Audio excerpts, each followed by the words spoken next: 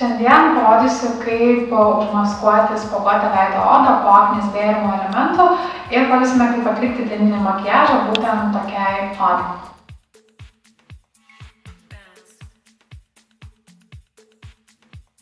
Pirmiausia, ką reikia atlikti, tai pasidrėkinti veido odą, būtent skruostų zoną, nes jie dažniausiai būna, kad spuoguotai veido odai dehidratuota, jei drėgmės vis tiek mes turim papildomai šiek tiek uždėti. Naudoju Makro būtent bazę mikserį, vadinasi, ir prisidrėkinu tik tai skruostų zoną.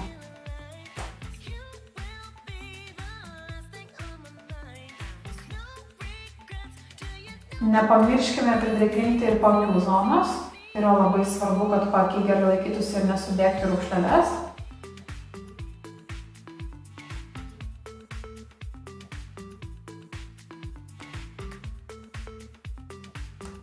Leiskime bazei šiek tiek įsigerti į odą, kad nesiemulguotų, nesirutuliuotų su kitomis makiažo bazėmis ar pačiu makiažo pagrindu.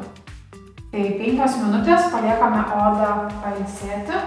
Pati zonos odai, ten, kur yra riebiau, ten, kur yra nelygumų, taip pat ant skruostų mes jų turime ant nosies, kadangi atviros poros. Visur, kur yra nelygumai, tepsiu būtent silikoninį pagrindą, bazę.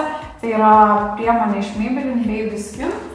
Būtent ją tepu pirštais, kad silikonas geriau įsigertų į odą, kad tiesiog įeitų į poras, kad jas užvertų ir neleistų odai blizgėti ir kad tada atrodytų lygesnė. Kiekvieną dieną to nerekomenduoju daryti šitokiai odai, nes vis tiek kažkiek ši priemonė kemša poras ir odą, todėl gali atsirasti papildomai spuogelių. Tačiau, kada dienos metu turim atrodyti nepriekaištingai ir kažkoks yra renginys, ar norim, kad makiažas kuo puikiausiai išsilaikytų ir po aknės bėrimo elementų tie esantys randeliai, duobelės atrodytų gražiai ir tolygiai, mes būtinai turim šitą silikoninę bazę tepti tiek ant zonos, tai yra kaktos, nosies ir smakro, ir tiek ant skruostų zonos, ten, kur būtent yra nelygumai ir spuogeliai, kad juos išlygintume.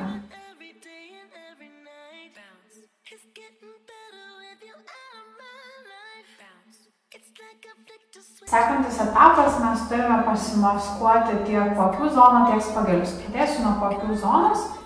Ją pirmiausia maskuoju maskuokliu iš Maybelline Fit Me. Kaip ir minėjau, mano mėgstamiausias numeris keliose klipuose yra 20, kadangi jis turi pakankamai daug gelsvo atspalvio, kuris puikiai užmaskuoja mėlynumą ir violetinumą. Ir nepamirštame įtapšnoti būtent maskuoklę kempinėle, makiažo sponžu. Kuo geriau įtapšnosime, tuo geriau paakių zona laikysis, tuo geriau jie atrodys ir tuo mažiau raukšlelių bus. Tai nepamirškime, kad tą zoną reikia kuo daugiau kartų praeiti kempinėle tam, kad jį gerai įsitapšnotų, įsigertų į paakių zoną. Pirmasis sluoksnis ir būna kuo labiau įtapšnotas. Dar šiek tiek pamaskuoju paakių zoną HD concealeriu iš Make Up For Ever tam, kad pašviesinčiau paakių zoną ir kad jie atrodytų iškiliau. Numeriukas concealerio yra Y23.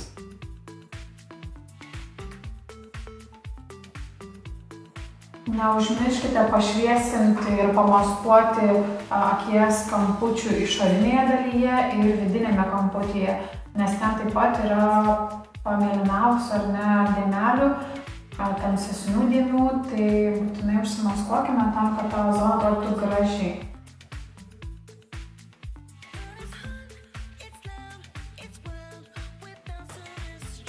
Gerai, toliau mes turime spuogelius, kas yra mums svarbiausia užmaskuoti. Tai naudosime priemonę iš Make Up For Ever Full Coverage, tai yra pati geriausia maskavimo priemonė, ypatingai aknės probleminiai odai, spuogelio odai, kuri būtent užmaskuoja net tatuiruotes ir įvairiausias dėmes, randelius, spuogelius. Ir man labiausiai patinka trečias numeriukas, todėl kad jisai užmaskuoja būtent raudonį ir spuogelių tą, sakykime, spalvą, todėl naudoju būtent jį, kada reikia maskuoti aknės probleminę odą. Pasiėmu su kempinėle ir tiesiog tas vietas, kur yra spuogeliai, visur pilnumoj ganėtinai tirštai uždedu priemonės ir leidžiu ją įsigerti.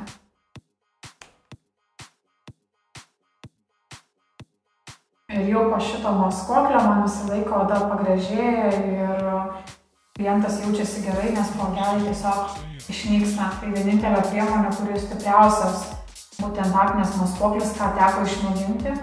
Jisai padaro visiškai tokią coverage odą, visiškai užmaskuotą. Ir po to makiažo pagrindas, kokį ant viršaus bedėtumėm, jisai jau atrodys pakankamai puikiai, todėl kad prieš tai einantis etapas, būtent maskavimas spuogelių, bus atliktas puikiai.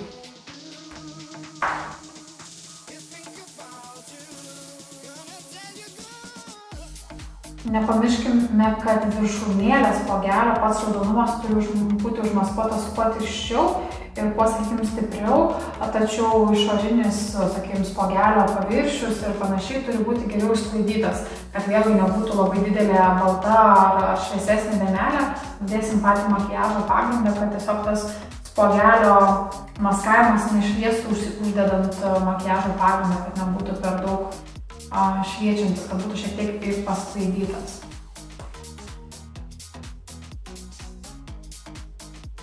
Taip, toliau dirbsiu su maskavimo ir dengimo, sakykime, priemonė, kuri yra iš MAC Pro, tai yra Fart Clean paletė 6 atspalvių, su kuria galiu dėti tiek dengimą, tiek galiu iš tapiai modeliuoti veido odą. Taigi atsirenku atspalvį, kuris labiausiai tiktų mergaitei. Visą laiką tikrinuosi per apatinį žandikaulį ir kaklo zoną, kad būtent makiažo pagrindas sutaptų su kaklo odos atspalviu. Ir dengiuosi visą veido odą su vienu atspalviu. Šita priemonė yra šiek tiek vaškinė, tai nebijokite truputį padengti ir laukti, kol jinai šyla ir tik tada pradėti sklaidyti, nes tik tuomet, kada jinai turi pagauna kūno šilumą ir tiesiog pradeda sklaidytis nuo to, kad jinai pradeda šilti.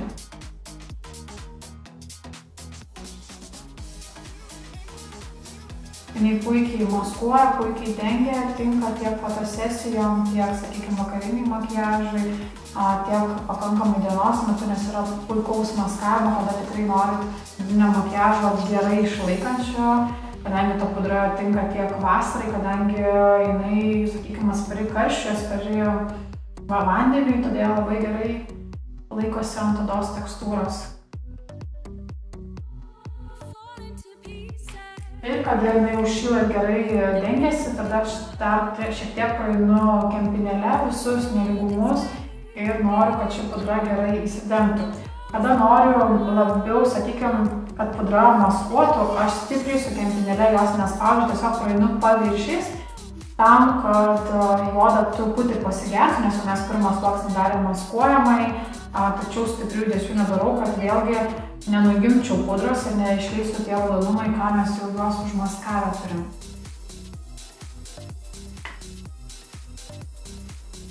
Turbūt matot, kaip gražiai oda dengiasi, kaip gražiai natūraliai ganėtinai atrodo. Nes kitos pudros yra ir pigesnių pudrų, kurios yra iš karto matinės ir labai stipriai maskuojančios, tačiau visą laiką pastebėsim, kad jos atrodo labai pigiai ir nenatūraliai, jos niekiek veidas nešvilga, neblizgas, padaro visiškai tą tokį matinį veidą ir labai stipriai maskuoja ir kelių valandų bėgyje tikrai atrodo veidas ir pašerpėtojas, ir nelygumai, ir kažkokie subėgiojimai, suvaikščiojimai pudros. Tai tas būtų negražu nei dienos metu, nei vakaro metu, todėl nesirinkite tokių ypatingai pigių pudrų, nes tokiai odai labai tik viską nepaslėps, bet netgi dar labiau paryškins. Rinkitės atsakingai. Tada kuo puikiausiai dengiasi, kuo puikiausiai maskuojasi. Vieną pusę pasidengiu, dengiuosi kitą.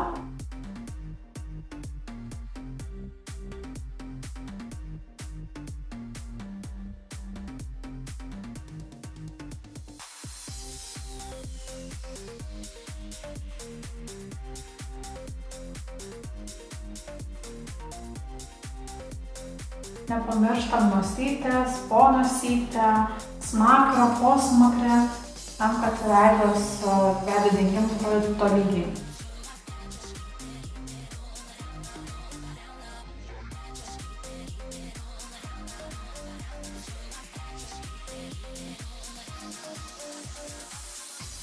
Paskirstome pudros perteklių, sakykime, nuo kempinėlės šiek tiek ir ant būtent kaklo zonos.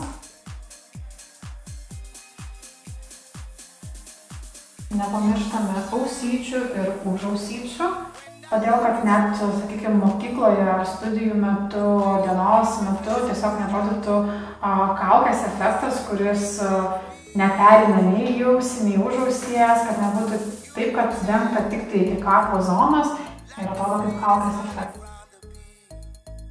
Ir kempinėle praeinu visur aplink veidą, aplink veido ovalą, kad įeitų į plaukų augimo liniją, kad tiksliai pamaskuotų ir po pačią žandikaulio tam, kad vėlgi nebūtų nelygumų ir to paties kaukės efekto. Visur turim tiesiog taip padaryti, kad ta pudra tiesiog gražiai išnyktų ir išeitų niekur.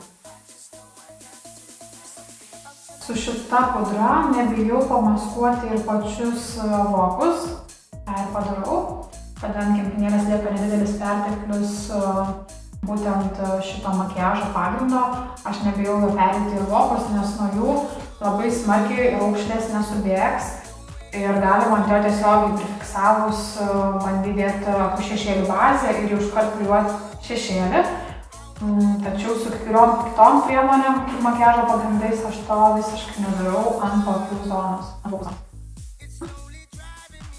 Makiažo pagrindas kuo puikiausiai užsidengia, labai gražiai išlygina veido odos struktūrą, kadangi jis yra kreminis ir nėra labai sausinantis veido odos, nėra skirtas būtent riebios odos zonai, tiesiog jisai labai kaip tik gerai netgi ir drėkinantis ir gerai maskuojantis, todėl kuo puikiausiai tiks būtent tokios odos savininkai, kuri yra riebesnė, kuri yra su spuogeliais, nes ne visą laiką, kada oda yra riebi, nereiškia, kad mes turim dėti ypatingai matinį efektą, vien dėl to, kad kaip tik spuogeliai, kurie yra paspausti arba jau išgyja, kurie yra gydomi, jie gali atrodyti labai nenatūraliai, nes kaip tik pagrindas atrodys šerpetojantis, kadangi tenai, kur spuogelis yra paspaustas, arba, sakykime, jau gyjimo stadijoje atrodys labai nenatūraliai, nes aplink jį ta pudra, kuri turės sausinantį efektą, pradės šerpetoti ir atrodys tikrai labai negražiai.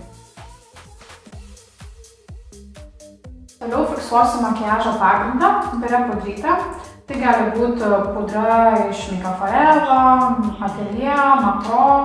Tai tiesiog pasirenku labai neutralų atspalvį, šviesiai rudą arba išvis be spalvos, tam, kad prifiksuoti visą mūsų turimą makiažo pagrindą ir kada fiksuoju būtent tokią odą, kuri turi daug spuogelių, yra riebi, visą laiką ją fiksuoju tapšnojančiais judesiais, ne braukiančiaisiais tam, kad pudrą nuvalyti, o tapšnojamaisiais, kad pudra kaip tik geriau pasidengtų, kad turėtų matinį efektą.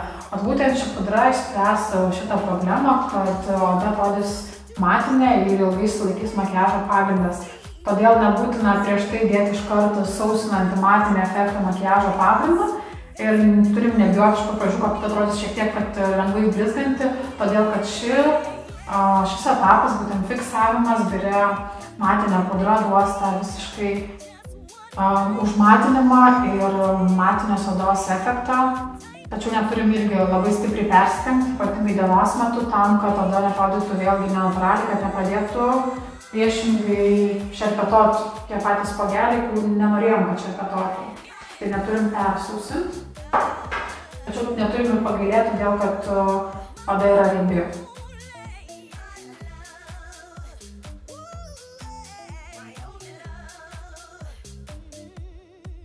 Visą paakių zoną ir vokų zoną pasiėmu specialiai mažesnį teptuką tam, kad su mažesniu teptuku geriau prieičiau prie to zonos, kad neerzinčiau vokytės. Visą laiką raukšlėles pirmiausia išsilyginu ketvirtuoju pirštu ar kempinėle ir tik tada fiksuoju tam, kad neprifiksuotų su raukšlelėm. taip pat ir voką, ne tik paklu zoną. Pirmiausiai stapšnuojam raukšleles, kad jų nebeliktų ir tik tada prifiksuojam kairę pudrytę. Taip, ir dabar galite pastebėti, kaip viena veido pusė visiškai neblizga, kita dar blizga, todėl kad yra nefiksuota. Tai vat fiksavimo etapas yra būtent tas, kuris padaro veido odą matinę, nors prieš tai nebuvo išsausinta ir dėl to atrodo oda labai gražiai.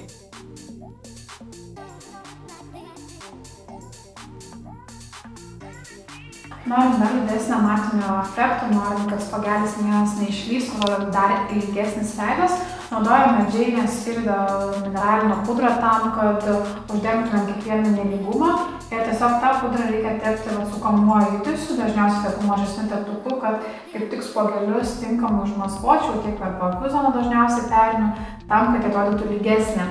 Norint ypatingai vakariniam makiažui šio efekto dar lygesnės odos, tikrai rekomenduoju naudoti mineralinę pudrytę.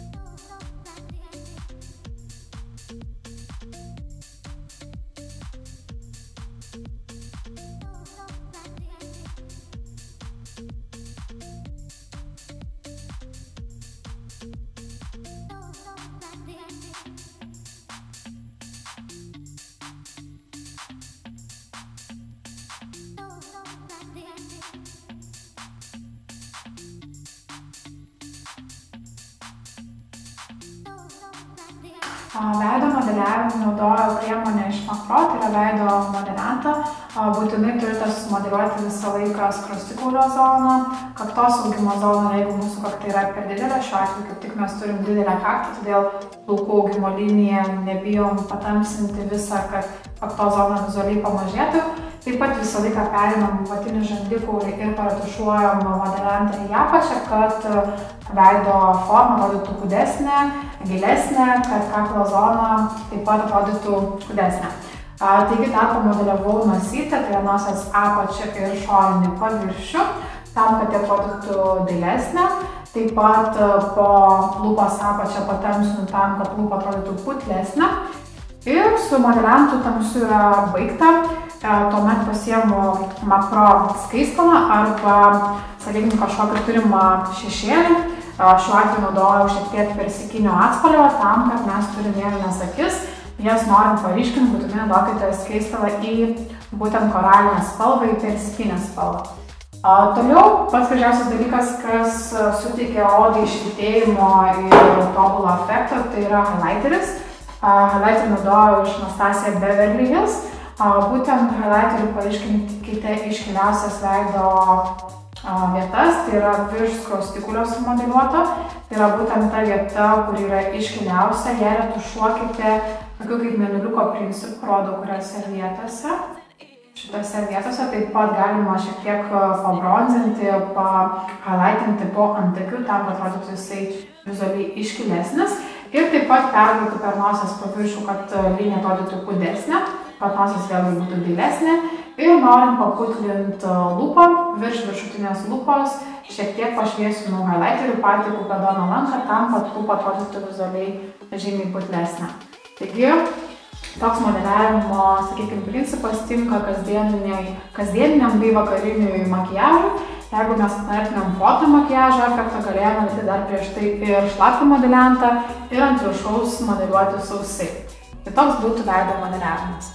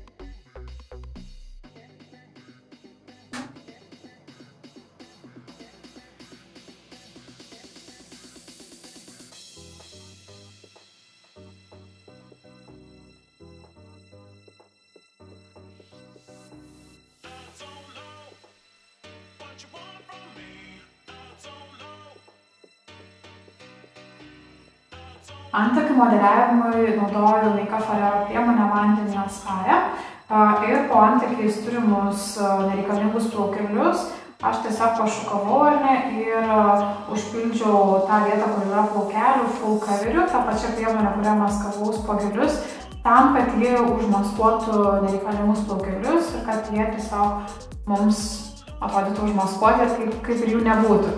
Taigi tiek ir dažniausiai, ką aš darau, tai visą laiką tiek dienos metu, tiek vakaro metu antakius užfiksuoju, fiksuojama žemyte, tiesiog perbraukiu vietą, kur sumodeliavau antakį, tam, kad plaukeliai gražiai sugultų ir natūraliai blizgėtų, taip kaip mūsų natūralus plaukas.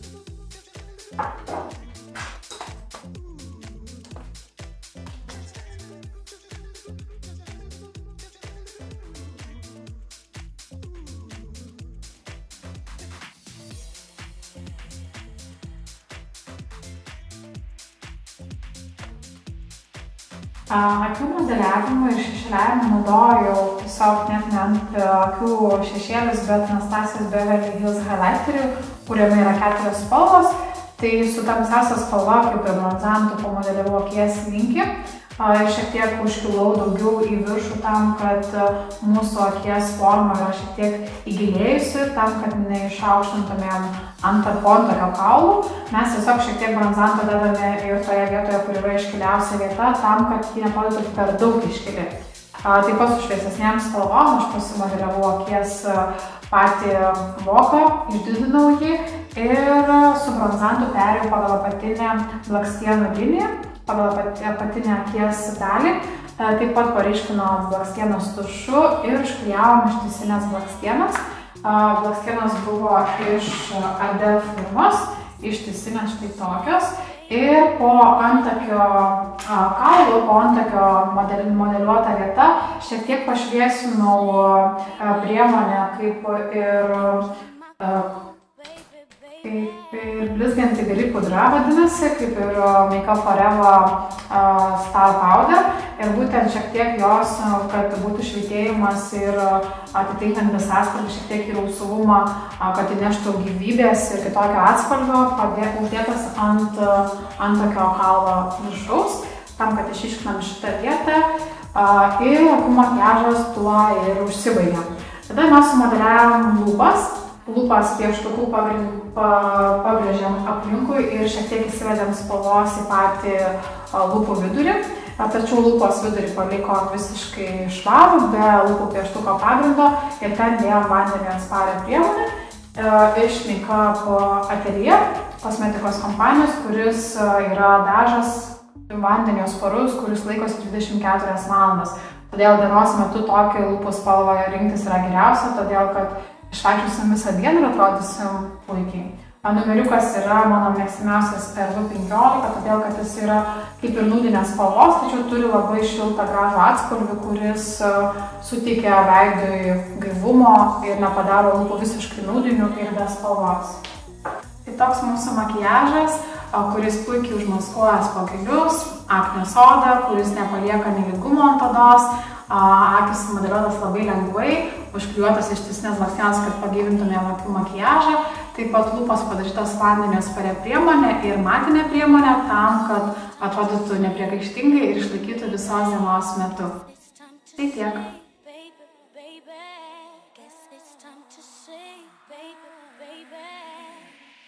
Can't keep my cool, baby, baby.